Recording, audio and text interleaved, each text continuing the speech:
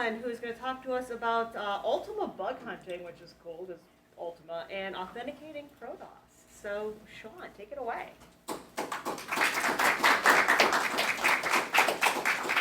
Thank you very much. We're going to talk today, I'm going to talk about the hunting first of the bugs, and then some of the interesting bugs that I found during that hunt, the versions of Ultima IV that I discovered out there, and then some versions of ProDOS I discovered, and a tool I built for how to identify what's in any given ProDOS. So, let's start with why when I play Ultima IV. Well, for one, I just love it. This game was so changing of my youth. This is a photo of the game that I received as a holiday gift in 1985. I took this photo last week.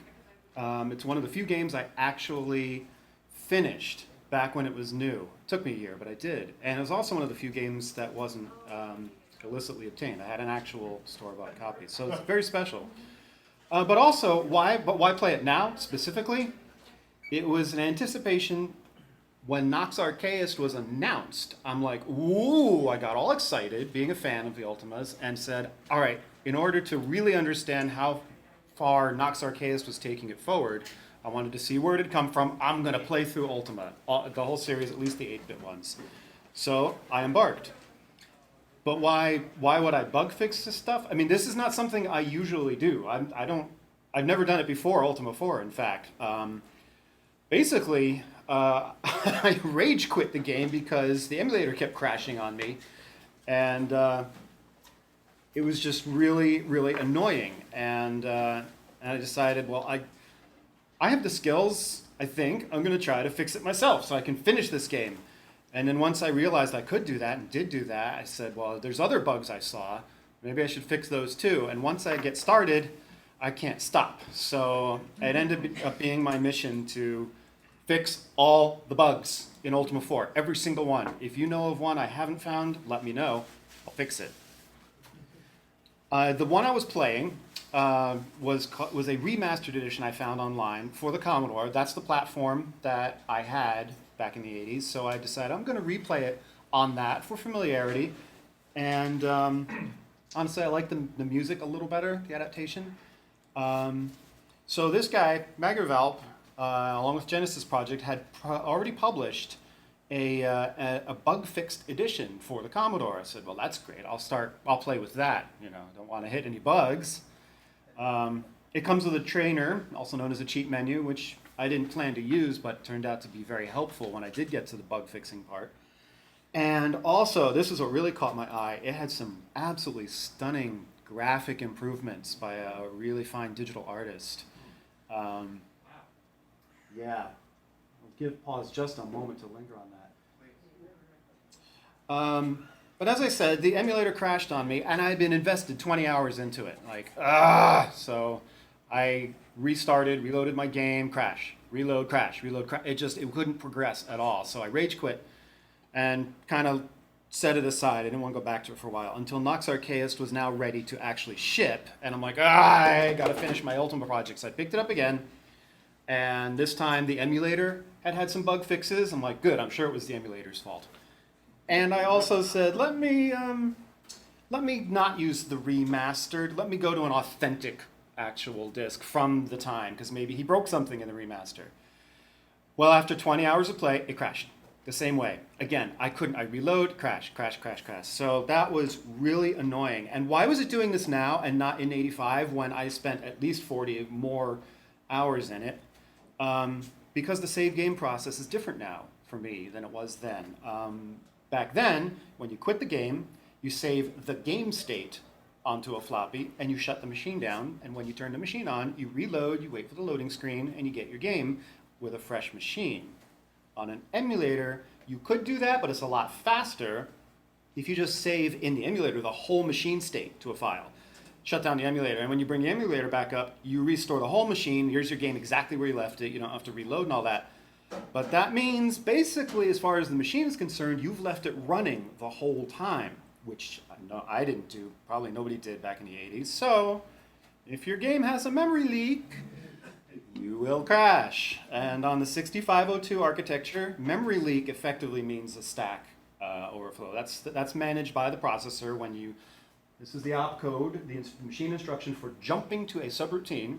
When you do that, it has to know where it came from, so the processor puts the address of where it came from into a spot on the stack. I know many of you know this, but this is for history. And it's a reserved area of memory, and every time it goes to a subroutine, it adds another memory address on the stack, and eventually it'll get to something that says, all right, now I'm ready to return from wherever I came from. Finds the address, pulls it off the stack, it goes there, and so it can unwind where it came from.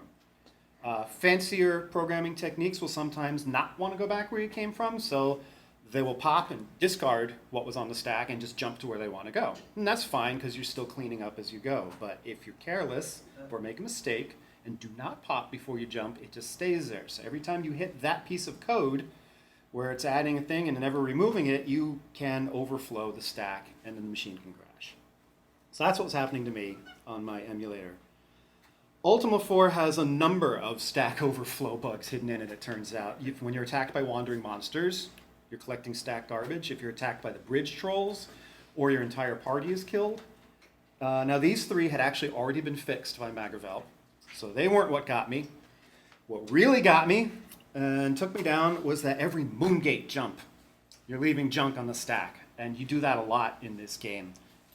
So the way the memory works, you've only got about 100 jumps or so before it's Crashville, and that was probably about 20 hours of play for me. So there's a few more I discovered in there. There's, if you use the stats command during combat, or if you try to use a Z-down spell and you're already at the bottom of a dungeon and it won't let you, or if you're kicked out of the codex, these will all overfill the stack. There's even an underflow where it'll remove a value it wasn't supposed to do. That happens if your characters try to use different exits from a dungeon room and it says, no, you can't do that. It screws up. Now, how did I know all this? It's not like I have a magic 8-ball that says, here's where all the stack overflows are. Why don't you go in and fix them? You know, I had to find all this. I found the first one with the built-in debugger. Vice is the name of the emulator for 64 that I was using. And that gives you some live inspection of what's going on, and I can see that the stack pointer was too big and so on. Magravelp had started with patches, binary patches to fix his bugs he found. But eventually he found a few where he's like, I really need to recompile. So he took the time and effort to disassemble some of the relevant code, make an assembly file, change it, and then recompile it. So it kind of started down that path. I ended up just finishing the thing. I now have a complete program listing that is binary compatible with Ultima IV. It's up on GitHub. The tool I used to do that was called Regenerator. It's Commodore oriented, but it does support other architectures, Apple II, Atari, 8-bit, and so on. This will take a binary file and pretend it's a computer, interpreting it as assembly. It will disassemble it into a .s source file for you, and it'll make up some labels for all the jump targets it finds and lets you go in and click through and say, actually this is going to be increment health, and this is and so on. And so it's a very useful tool for kind of reverse engineering, that sort of stuff. It's not the tool I would use today. I'll get to that later when we talk about ProDOS. One thing I noticed while I was stepping through all this Commodore code, some of it smelled like Apple, really strongly. Like, here's another bug that annoyed me, and I said, I'm going to fix this one too. You use the skull on the overworld, and it shakes the screen, but it makes no noise. When you cast a tremor spell, it does the same thing, but it makes a raga noise. And so I looked and I found that there were two routines in memory. They had cloned it for some reason. It calls the one on the left for tremor, and it calls the one on the right for the skull. And it's identical, except for this one down here. The tremor has a jump subroutine. And when I looked at what that routine at A109 is in the Commodore, it's going to the sound chip, the built-in sound chip, and taking the volume register, dropping it and raising it up again to make a click on the speaker. That's, as you probably are well aware, that's the only way to make noise on an Apple without add-on cards, is to click the speaker. And the way you do that is by poking a stick at the memory mapped address where the speaker lives, usually with a bit address. And the Commodore sounds exactly like the Apple does as far as the sound effects go. So the other smoking gun here is the odd-even patterned. If you do stripes, odd or even cadence, horizontally, that's how you produce color on an Apple II. But on the Commodore, it just makes stripes. You don't need to do that. Why would you bother unless you had simply quickly copied some code in essence of time and said, yeah, it's good enough, publish it. So at that point, I said, all right, we need a remaster for Apple II. Sure enough, I did a binary compare. I got an Apple version of the disk. They're almost identical, byte for byte, with the Commodore ones. But first I checked, does anyone else have already done this? Nobody? Nobody? All right, it's on me. I'm going to do this. I'm going to start a fresh GitHub.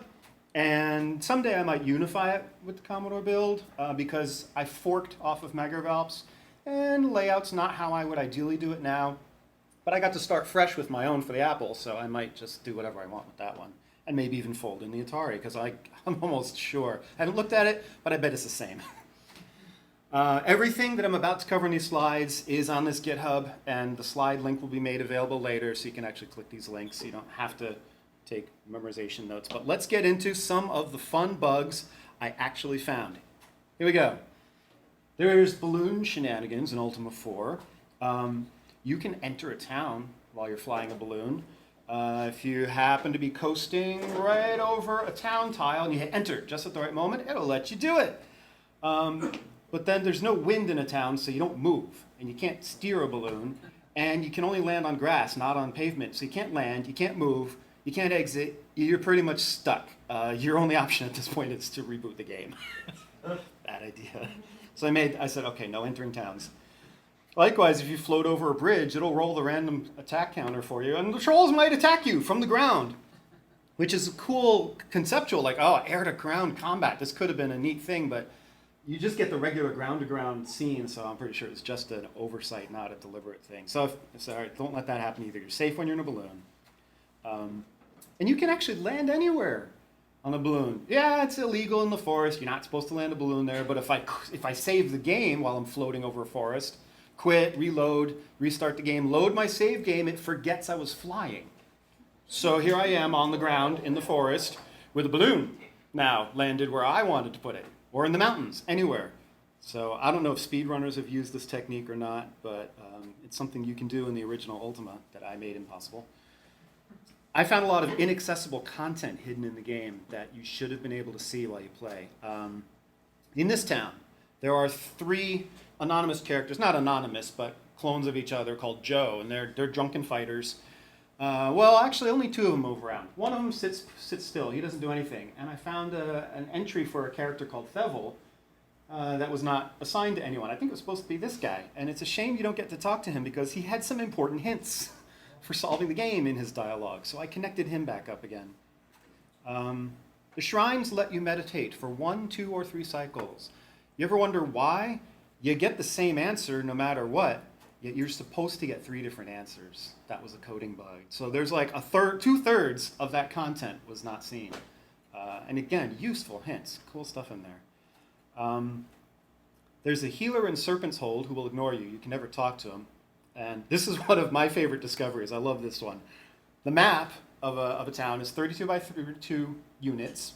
And here's the section where the healer is in. He's on row 18 of this map.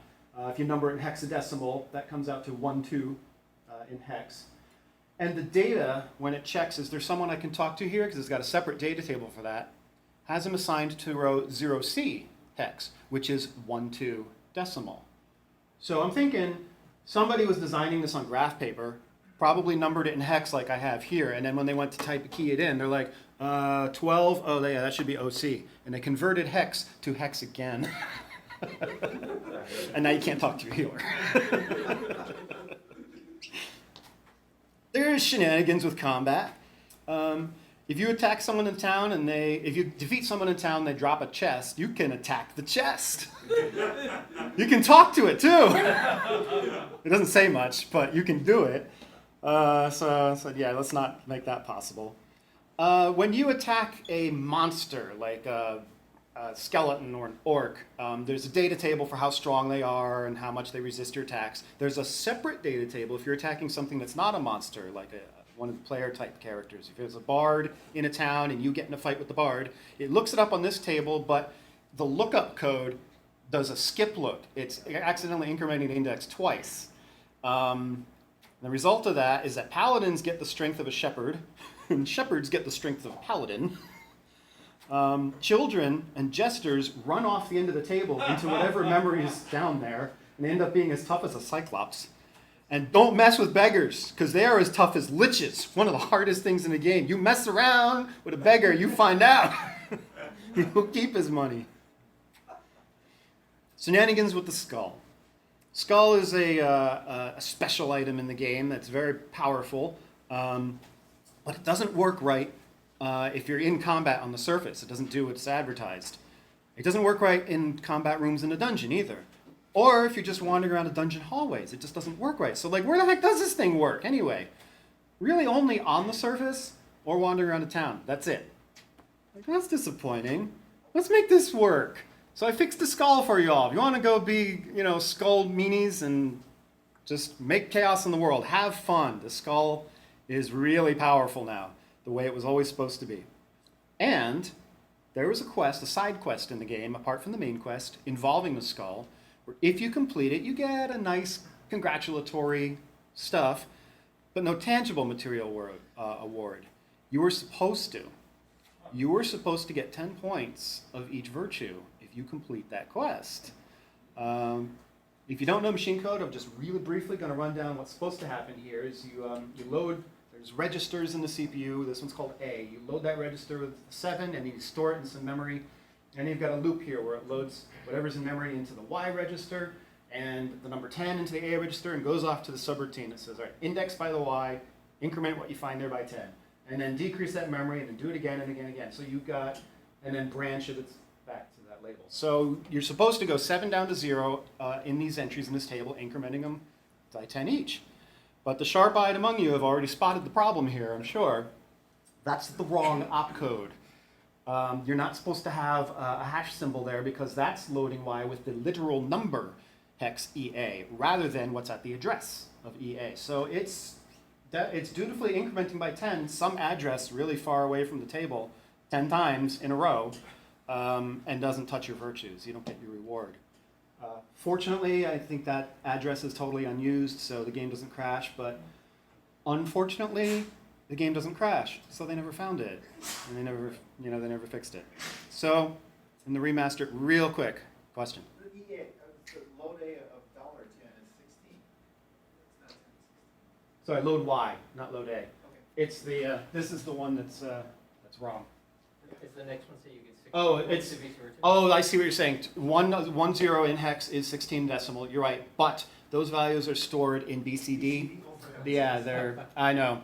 Ultima uses a lot of BCD for convenience of human. It was all written in hand assembly, I'm pretty sure. So, yeah, they're stored that way. What does that stand for? Binary coded decimal. Thank you. Yeah. So it looks like a hex number, but you should think of it as decimal. That's probably also where that 1-2 confusion came from earlier. Yeah. So yeah, play my edition. You'll get your reward. It's good. As a bonus, since we're talking about virtues, the Shrine of Sacrifice gives you some advice.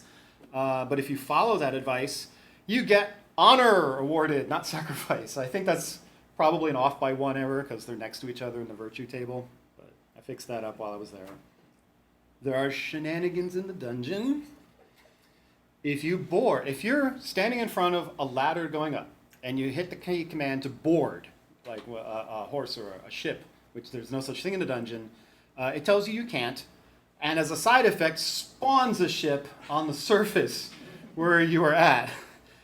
This is actually a well-known exploit for speedrunners. We don't want to wait around for the monster generation table to spawn a pirate that they can attack and steal a ship.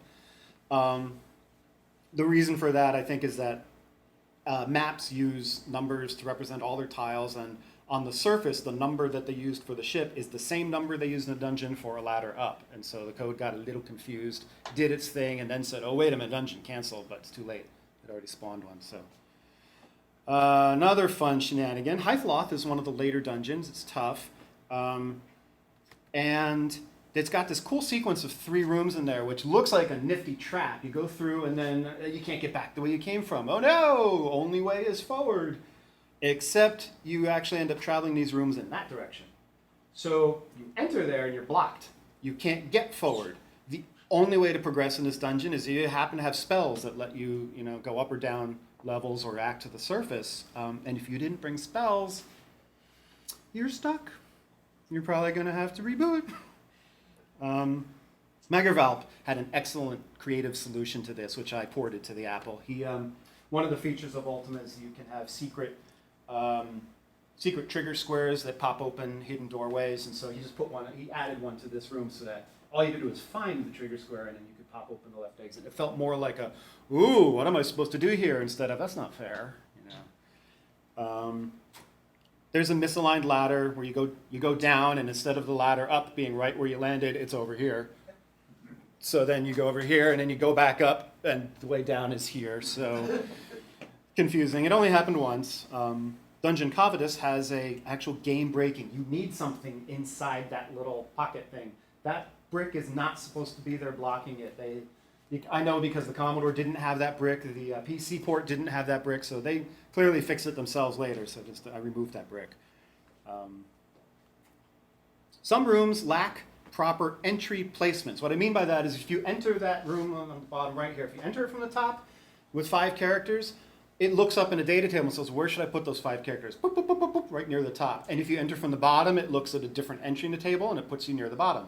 Well, if that table is zeroed, they forgot to populate it, all your characters come in the top left corner. And usually there's walls, so you can't actually go in the room. All you can do is kind of back out the way you came. So those got fixed. There were a few cosmetic issues I found on Ultima IV. Spelling, capitalization, grammar sort of things. Magervalp fixed most of those. I added a few more. After you donate blood, the healer's name will become Pendragon. No matter what it was before, now he's Pendragon. The Z-stats will misdisplay. It'll truncate. If you have the 3-part key, and it's supposed to look like the bit on the right.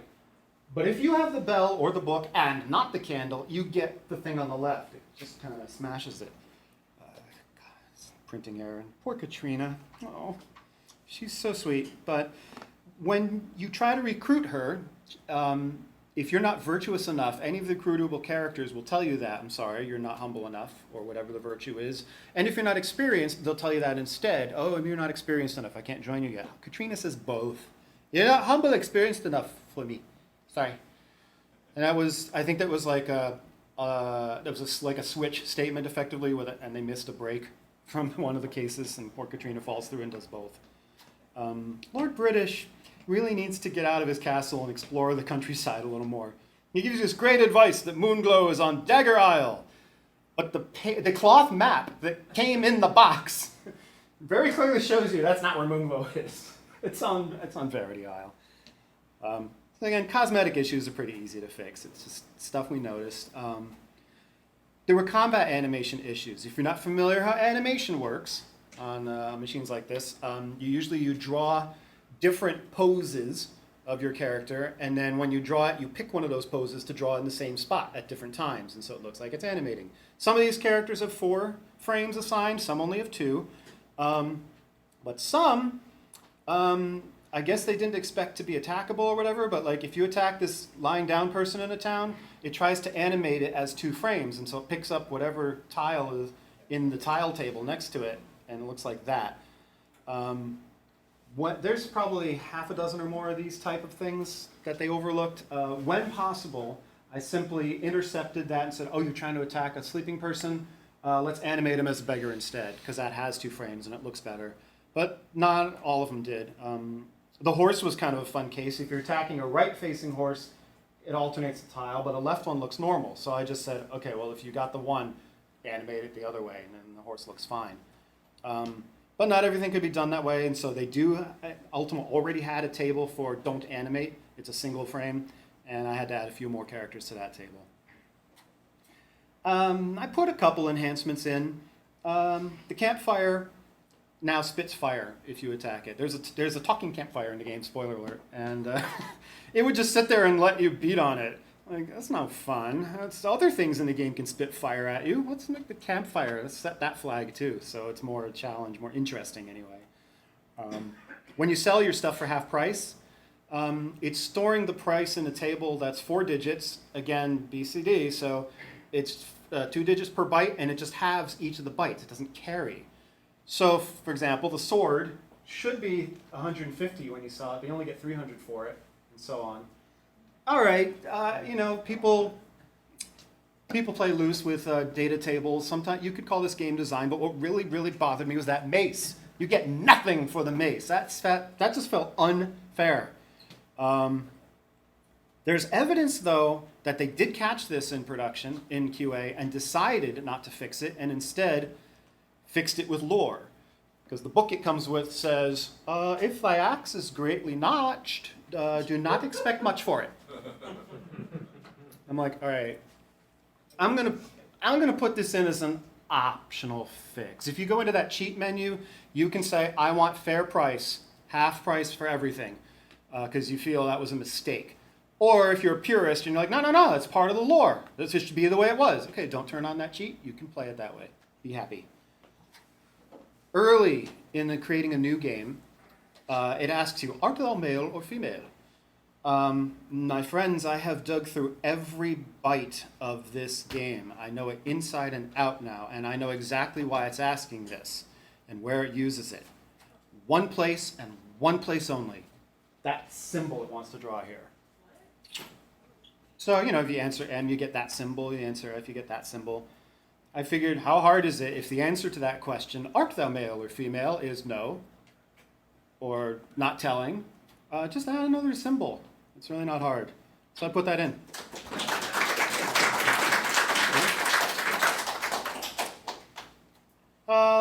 Music support. The Commodore has native music, so they added a Control V to toggle music separately from sound effects. I put that back into the Apple, backported it. It didn't support Mockingbird on the GS if you had one, so now I said, yeah, you might as well. It's easy enough to detect. Back then, the 2C didn't have a Mockingbird model that worked with the same slot architecture interface, but now there's an aftermarket one that does. So I said, all right, you can use that too. And someone on the internet said, I've got an Echo Plus card. It's a lot like, or the Phaser, I guess, can do this mode also. It's like the Mockingbird. It just has a couple of tweaks. And I said, yeah, you're right. This is easy. So I fixed that too. So last on the bugs, there were a few fixes I encountered but decided to reject. Auto-resurrecting the main player was an original feature where the reason I stumbled on this, I saw some text in the game that I'd never encountered. Thou shalt live again! What is that supposed to happen? I guess if you show up at Castle Britannia and the stranger, which is you, that's your name in the game, is dead and your other recruits have carried you to Lord British, he's supposed to resurrect you for free with this message. But the code had a bug in it, and it wasn't well connected. It was kind of unripe, and it looked maybe abandoned. And I decided, since paid resurrections at the castle are fairly cheap, I mean, you only need about 6 combats to earn enough money to resurrect a character, I'm gonna leave it. I'm not gonna restore this feature. It was a design decision. We'll keep it. Another one is a size limit. And when I mentioned you can attack mages and bards and all those other player character types. There's some code that calculates how many you're supposed to fight in the world. If you encounter them in combat, then that code is buggy. It will miscalculate how many you're supposed to fight in the arena, but you never fight them on the world map. They don't randomly spawn. So this code is dormant. It never exists or never gets called. I guess if someone were to make a mod for the game, a new scenario, and they wanted to use the remaster as a base for that, and they wanted to put mages and stuff as, then I'd have to fix this bug. But I figured, all right, until then, I'm not going to touch it. It's a little tricky to fix, so I didn't bother. If you exit your steed, if you dismount in town, you can turn right around and attack it, which you can't do on the world map. And I'm like, well, I could make it consistent, but all right, go ahead. If you really want to, why prevent it? It's extra work, and fine, it's okay. That concludes the bugs that I found. If that's all you were here for, you're free to go. But I'd like to talk a bit about the versions of Ultima that I found in the wild. There were some forums reporting bugs that I couldn't reproduce. And people were like, oh yeah, that's a bug. I'm like, no, it isn't. It's not. I go back to the original that I found on the internet, not the patched one, but the original, and I couldn't reproduce it. So I decided, all right, let me hunt for more copies of this game. Maybe I shouldn't just pick the best one. I was working off of the 4 a.m. crack because I figured that's reasonably high chance of coming from an original source. And let me look at some of these other ones that are out there and just compare them. So did these bugs surface in there? The ones with all the crack graffiti on it and stuff? And there are. They do happen on some of those. So I compared the editions, and there's some aftermarket stuff like the cracker vanity displays you saw, or data corruption like blank sectors during a transfer, bad cells on the map that got corrupted.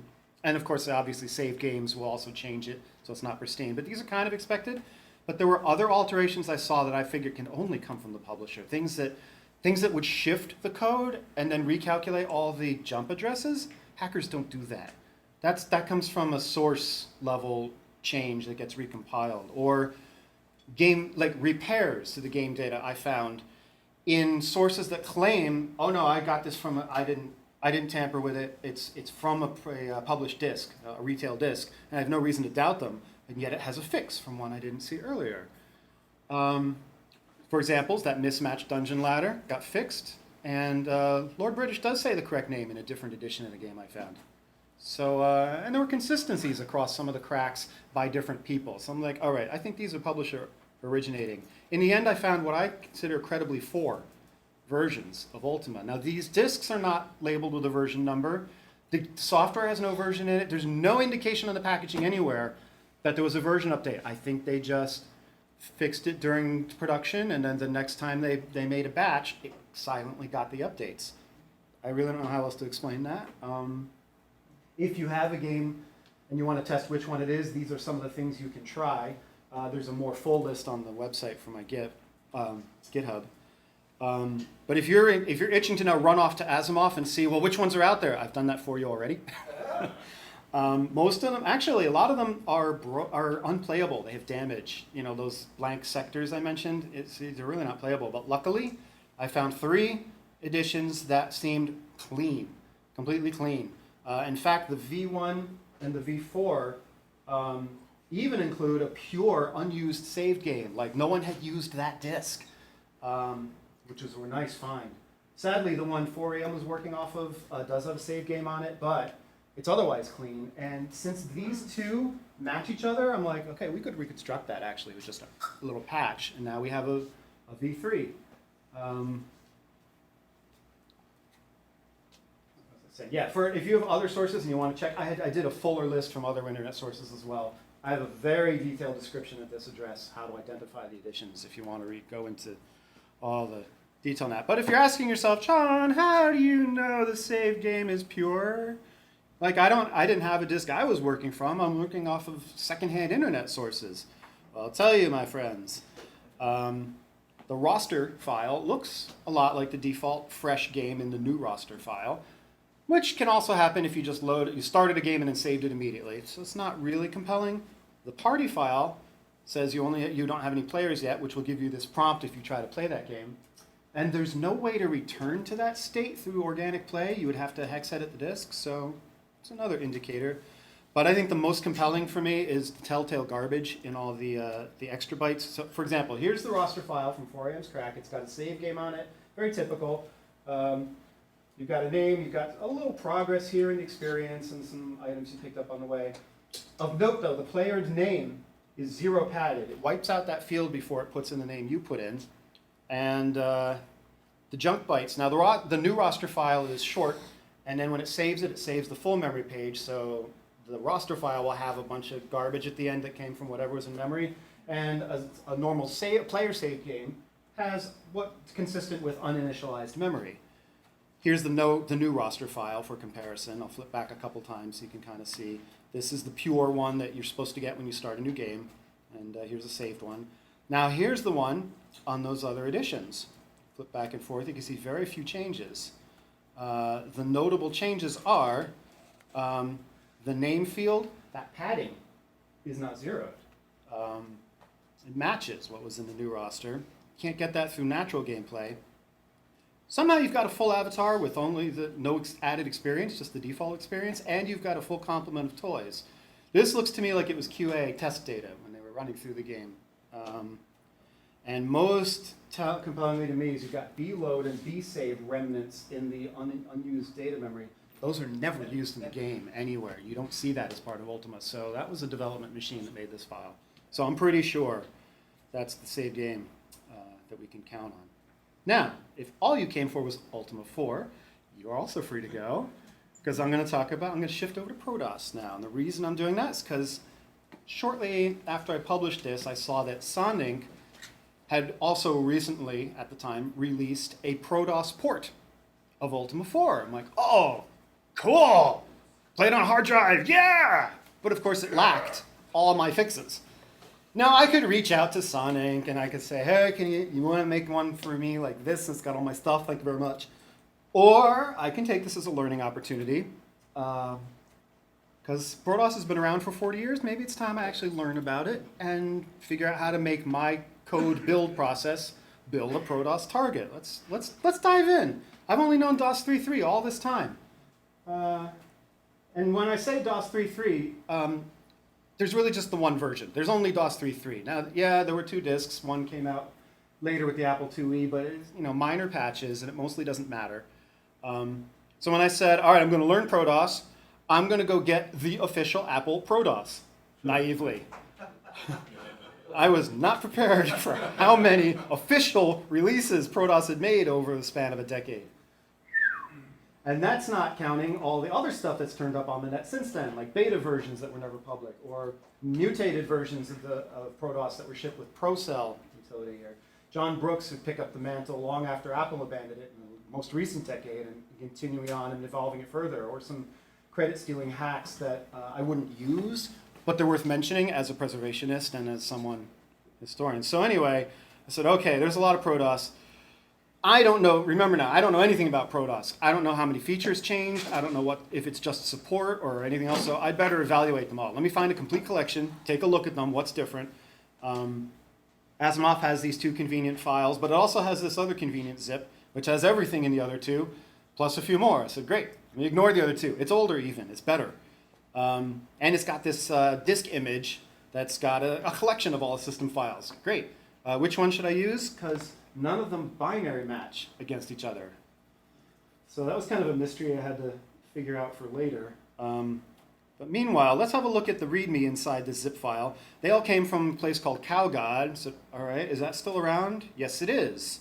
And in fact, all those files are still there, and none of them have changed, and a few more have been added. Okay, so this is my source of truth. I'm going to CowGod, especially since the README also states that all these variants of ProDOS were as distributed by Apple. Great. That's what I want. It's too bad it's not true. In exploring and playing with them, I found that many of these at CowGod are actually patched, and therefore the ones at Asimov. They're patched. They're not original. How did I know? Here's an example.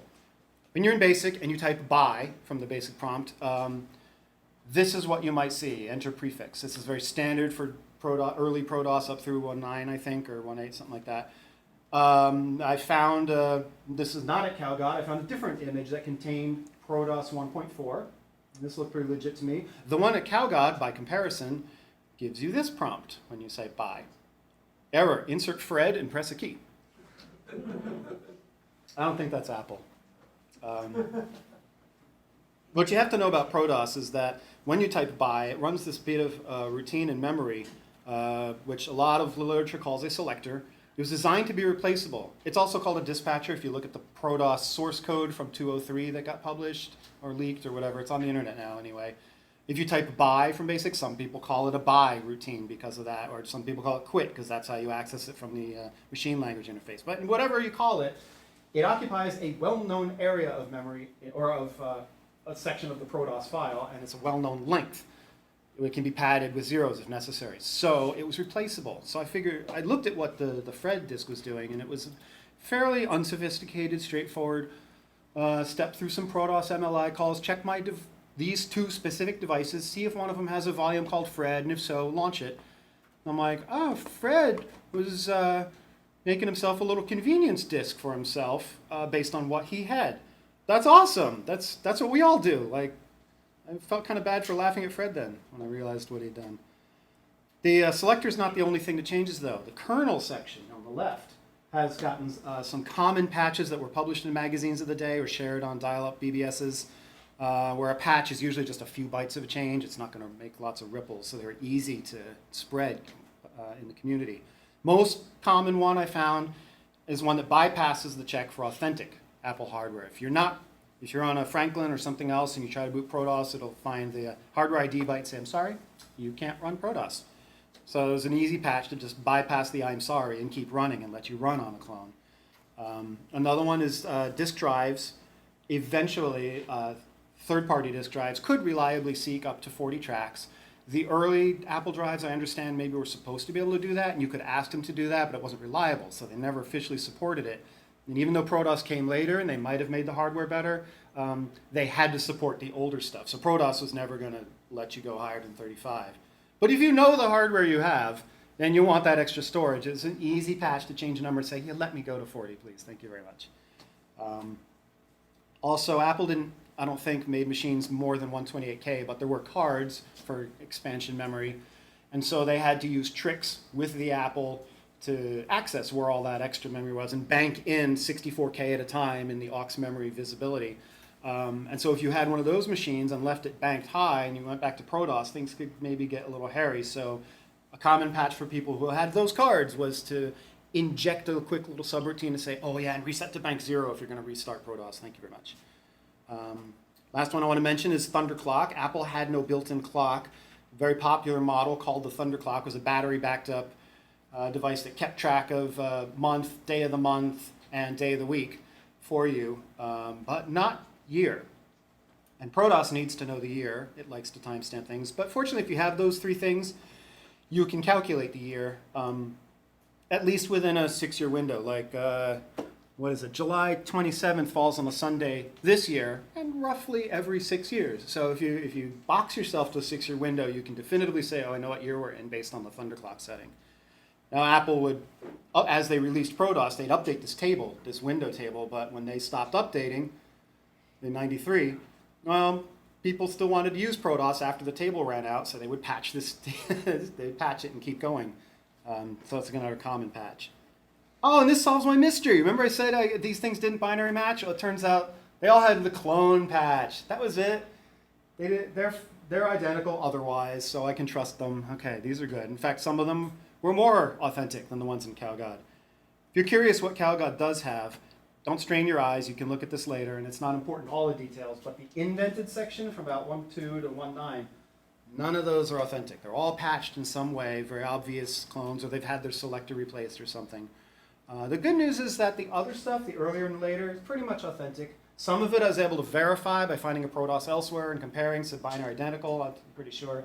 Some of them I've only found at CalGod, but I looked for signs of patches, and I didn't see any, so we're going to presume they're authentic.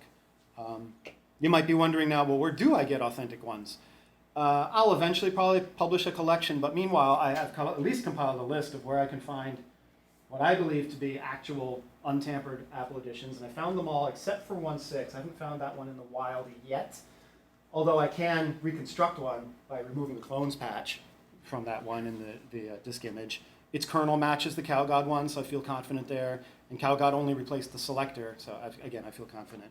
The selector didn't change between 1.5 and 1.7, so anyway, those are the best versions.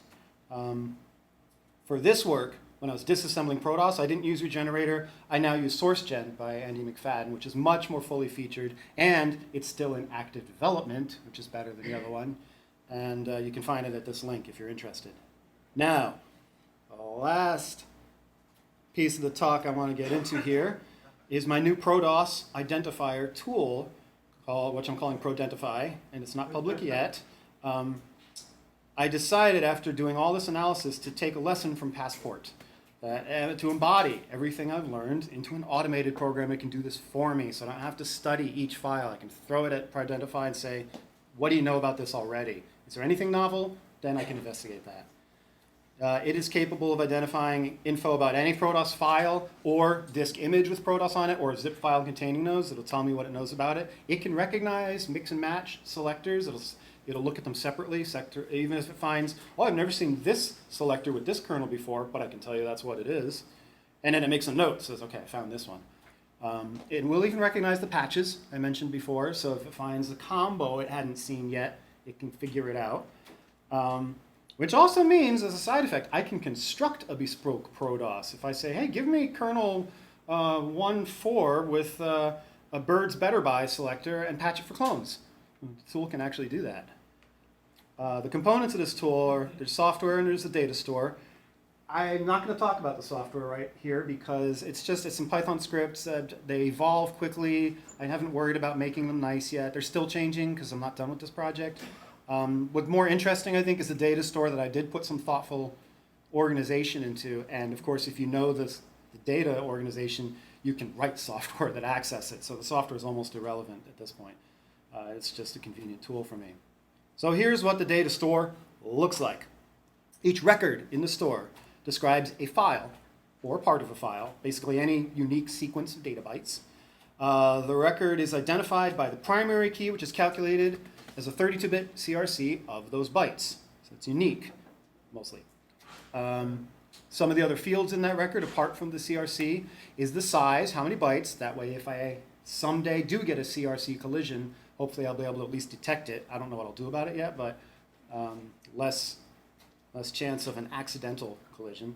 A little title that describes human readable terms. What's in this file? What have I just put in the storage? And a list of the URLs where I found it in the wild.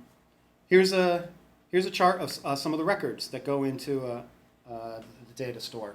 Any one of these can be accessed directly. If I happen to have a disk image, I do a CRC on it, it can find its record of information in the store. If I also later find a zip file that happens to have the disk image in it, I will find the record of the zip file, and I will find that it has a reference link that says, by the way, it's got one of these in it, so you can follow the chain of what has what inside it. I'll show you a concrete example. Here's a file I downloaded from Macintosh repository. It's a zip file of Apple System Utilities 2.0. It's got its own CRC at the top. Inside that was a disk image.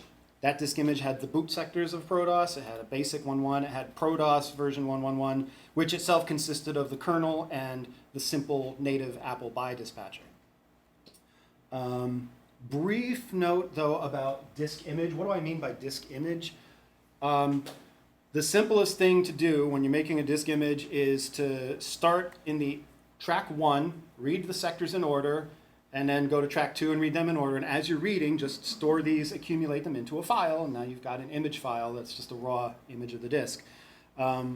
If you happen to be using DOS 3.3 program to capture your device or your disk image, though, and it'll happily read a ProDOS 3 sector by sector, or ProDOS disk sector by sector. It'll just read them in the wrong order. So they end up with a scrambled image file. This is actually common. In fact, the one I showed you is of this scrambled DOS order nature, even though it's got ProDOS content. It's real simple to unscramble it in software to detect it. It's not a problem. But what I do in that case is make 2 separate records. The reason for that is if I later come across some other storage disk image format, like a 2 image or a Trinket disk of the same disk, well, they're all going to have different CRCs. But I don't want to have to type in all the info about what's on that disk over again. I want them to refer to a common canonical format and put all the info about the disk contents on that. So it already knows. It's like, oh, this is a disk. What is it? Oh, I've seen this before. I had a DOS order of it before. So this one, if I haven't found one in the wild, it may not have any URL information. The URLs of where I found those other ones might have them, but they will have no details. They'll refer to that one. So they link to link to link. For patch data, I also do a link. So like the CowGod 1.8 is a patched version of, here's the full record for the ProDOS, the Apple's ProDOS 1.8. And the CowGod, this record describes what the patches are. And if you want to know more about the thing it's patching, follow the link. All that information's there. It's replaced the BY. Anything else that's using better BY will point to the same record. So again, I only have to describe it once. And it's using the original 2GS clock driver, which does store the year. Much better than the Thunderclock. Last thing I'll mention before we wrap here is the data store format itself. If you're curious, I'm using JSON because it was flexible, because it allows nesting and freely mixing, matching stuff. This bit, again, don't strain your eyes, is all the JSON to represent this example I showed earlier. One by one, I can walk you through it, but the zip file itself, here's where I found it. Here's the URL and the server timestamp of that file. Here's some traits of it. It's an archive of type zip. And it's got some files in it, at least this one, which has a link. So if we look at CRC 2916, let's go to that record. Oh yeah, that's the DOS order disk I found earlier. It's a 5¼ inch disk image, that size. It's a DOS 3.3 order. If you want to know more, it's derived from that canonical ProDOS. So 44A7, here we are, it's the 5¼ ProDOS order, and there's the info about it. Gave it a name, listed the 3 contents of the boot, the ProDOS, and the basic. The boot sector hasn't changed since 1.0, the November edition. 1.1.1 has 2 parts. It doesn't describe much about itself. Again, you want to know more, go to the parts. That's going to be the kernel and the selector. And a quick note here about this pad entry is, remember I said there was a well-defined area, it could be padded? Well, sometimes they go in different order, and stuff at the end particularly might be 0 padded to a sector length or not, or some arbitrary other number. But you want to recognize it as the same chunk if it got moved in a different version of ProDOS. So I just strip out the 0 bytes when I'm calculating CRC, anything padding at the end. And I note it in the files record, because that's the only time the padding matters, is if you're trying to reconstruct, well, where was it in the file? Details on the kernel here. When you boot a ProDOS, it usually gives you a little display with a Apple, what version of ProDOS, what date I am. So I just put that here for convenience.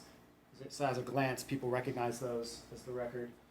The dispatcher here, or selector. Apparently I hadn't settled on a name yet when I wrote this record. This is the Apple buy. And it turns out this one is actually derived from an earlier version of Apple's own buy. But the only difference in it was that they didn't 0 pad the end. They just dumped it from memory, so there's different junk bytes in them. So I marked that as, well, it's a patch, I guess. But then I also say there's no other mods. If I find like a ProDOS in the wild where I recognize, oh, it's got clones and a thunderclock patch and something else is different, but I've never seen it before, it'll flag that with a true. So it's got some other mods, and that's a sign for me to go investigate and see what it is. But here's I'm going to follow the derivation link from C1DC. You see this was introduced in 1.0 November, and then there's the description of what it is and all that. So what does the future hold for Proentify? I will eventually publish this on GitHub. It's not ready yet. It's not mature. I'm still analyzing stuff, and I'm still kind of fixing up the tools. And I would love to put it on web, a front end for the web, where you can run a query. Anyone can just say, I've got this ProDOS. What is it? And it'll tell you. And if it doesn't recognize, it'll flag it and say, ooh, it's a new one. Let me tell Sean, or whoever else is maintaining it at that point. And even do the generation, like I said. Give me one of these ProDOSes, and it'll spit you a disk image or whatever you can play with. Thank you for attending my talk. This is my contact info if you want to reach me.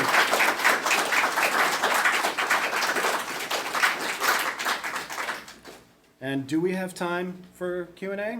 Who's minding the clock? 7 minutes. I can't stop you. Amazing. Are there questions? There's one in the back I'll take. Yes. No, we're looking behind you with it. Yeah. Yeah, favorite platform for Ultima 4 to play on. Favorite platform to play Ultima 4 on. The comment was that it's your favorite platform for Ultima 4 to play on? You're asking me which one is my favorite. Yeah. I'll still go Commodore because it's familiar, and as I said, I like the music. No hate against the Apple. I enjoy playing that one too. But I actually haven't played any others besides those two.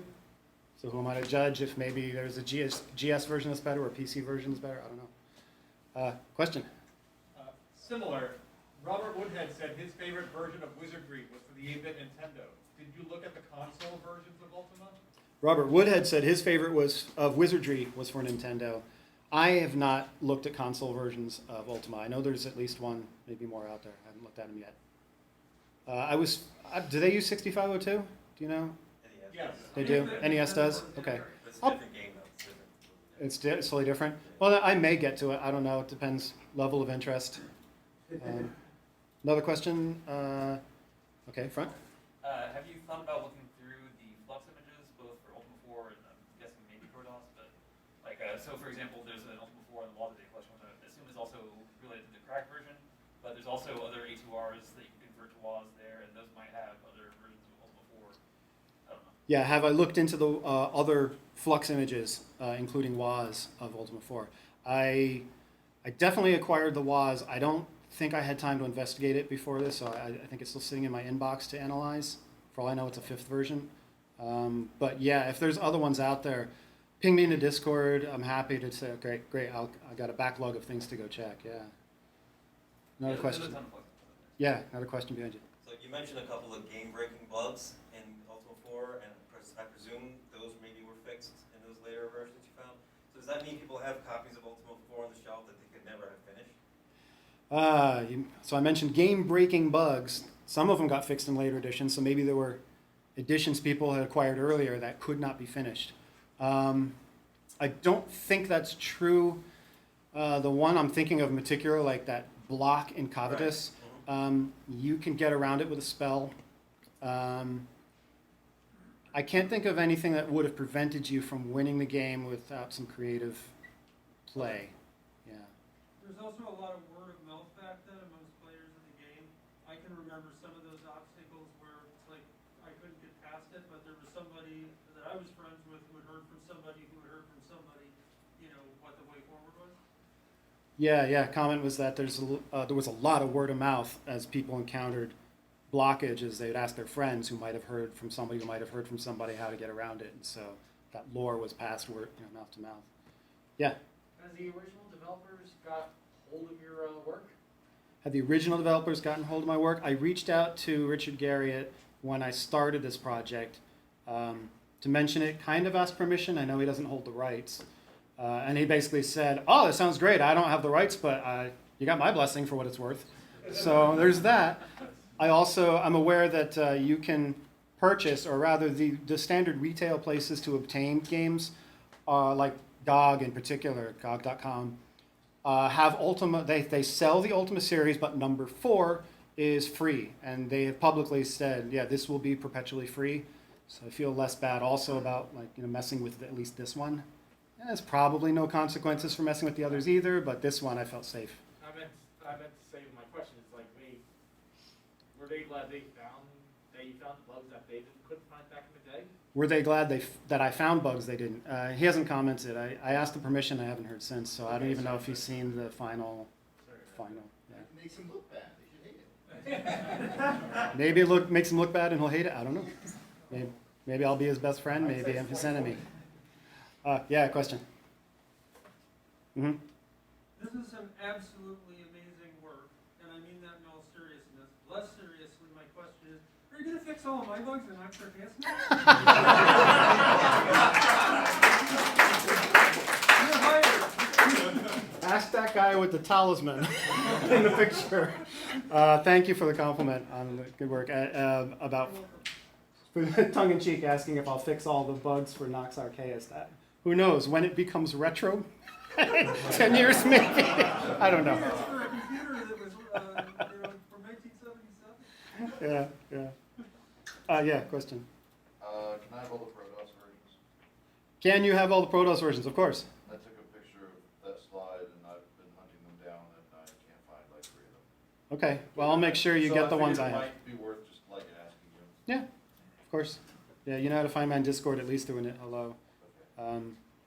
And I do intend to at least make this public when the project's ready anyway, so yeah. Thought I had another comment, I can't think of it. Another question in the back, yeah. So I'll just make a comment. When I started ADT Pro 20 years ago now, I went to the Apple, what was once the Apple FTP website to download ProDOS 1.9 like from them. And so this was kind of implausible deniability. Yeah, I'm distributing ProDOS, but you gave it to me. It was there free. So now maybe there's some website in the sky that has archive FTP sites. I don't know if there's one of those around, but that might be an interesting place to look up. If there were some kind of Wayback Machine we could use to. If only. Yeah, the comment was that commenter had received a legit copy of 1.9 from an official Apple FTP site back in the day, and maybe someone out there has archived all those, even though Apple themselves no longer distribute it. If there is one, I haven't found it. A lot of the stuff I found out there does not document its provenance, so you just have to guess and evaluate forensically what it kind of looks like. And I will say that I eventually used Bird's Better Buy because Apple's buy was hateful, and I patched so that other non-Apple machines could use it. So I did all the things that everybody Yeah, so you've done all the things, the patching, replacing the selector with birds better by, which was way better. I think a lot of people agree with you. Yeah, totally. Yeah. Having done this now, is there a specific tool you would have liked to have had when you started this, or any kind of emulator that lets you look at? Having been through this process, is there a tool I wish I had had, or an emulator feature? I need to write to Andy McFadden and ask him about SourceGen is very happy to parse a program that was written to run in ProDOS because it will automatically tag all these addresses as ProDOS entry hooks or data, whatever. It's a little confused when you try to disassemble ProDOS itself, because then it won't let me reuse known addresses, or it won't let me default populate from that and then adjust as necessary. So that could be helpful. But as I say, it's in active development, and he's very responsive on his GitHub issues page, so I'll probably reach out at some point for that. Anyone else? Comment? Doesn't have to be a question. Nothing? Okay. At time, maybe a minute over. Thank you very much for your interest.